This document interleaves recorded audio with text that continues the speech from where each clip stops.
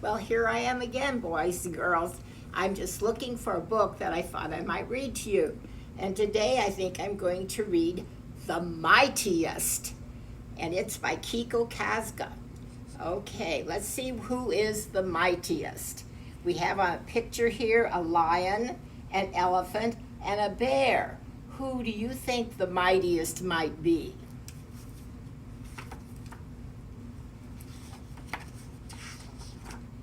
One day, 3 animals discovered the crown. "Finders keepers," yelled the bear, "that's mine." "No way," said the elephant. "I saw it first." "Wait, guys," said the lion. "Something is written there on the rock. It says, 'For the mightiest.'" There's the crown, and they're looking at it.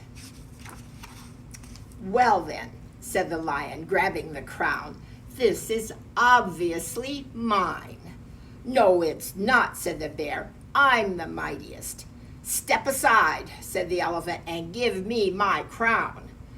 On and on the animals argued.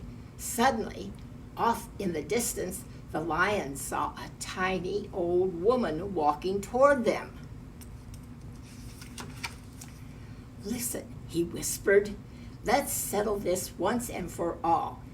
Each of us will try to scare that old lady. Whoever scares her the most wins the crown." "Well, that sounds fair," the others agreed. So they hid behind the bushes and waited anxiously for the tiny old woman to come near. When she finally reached the bushes, the lion jumped up. "Roar!" "Oh my," cried the tiny old woman, "you scared the daylights out of me." See, there she is, all scared. Then the bear jumped up. "Roar!" "Oh my," cried the tiny old woman, "you scared the daylights out of me." Finally, it was the elephant's turn. He sucked in the air and went, "Roar!" "Oh my," cried the tiny old woman, "you scared the daylights out of me."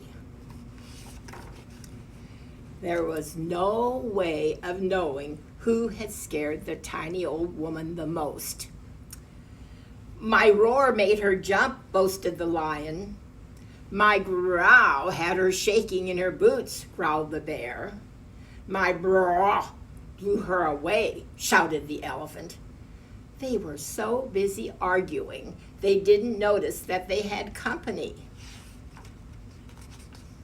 Suddenly, an enormous giant towered over them. "Well, on you," he yelled.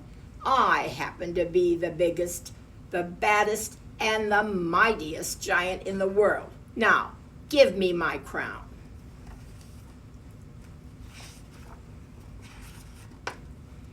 With the crown on his head, the giant scooped up the 3 animals.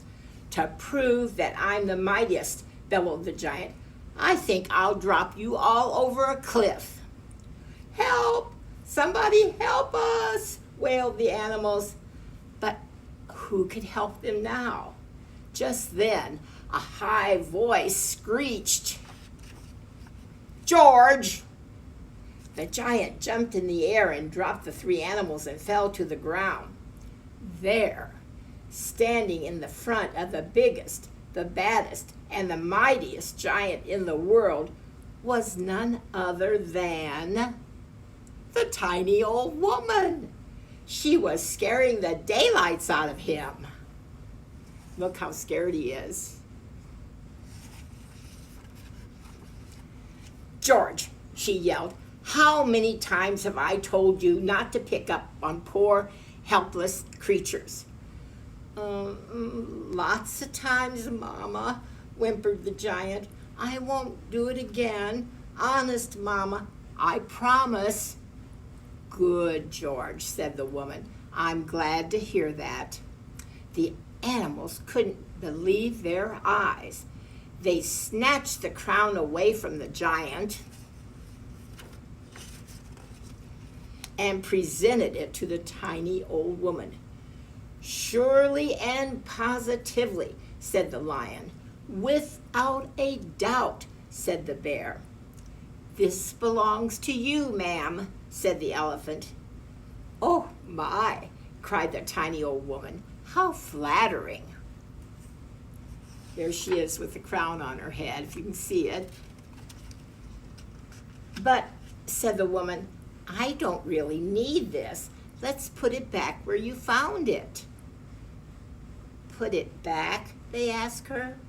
"Well, yes," said the tiny old woman. "I have my little hat, and that's enough for me." George and the animals looked at her with admiration.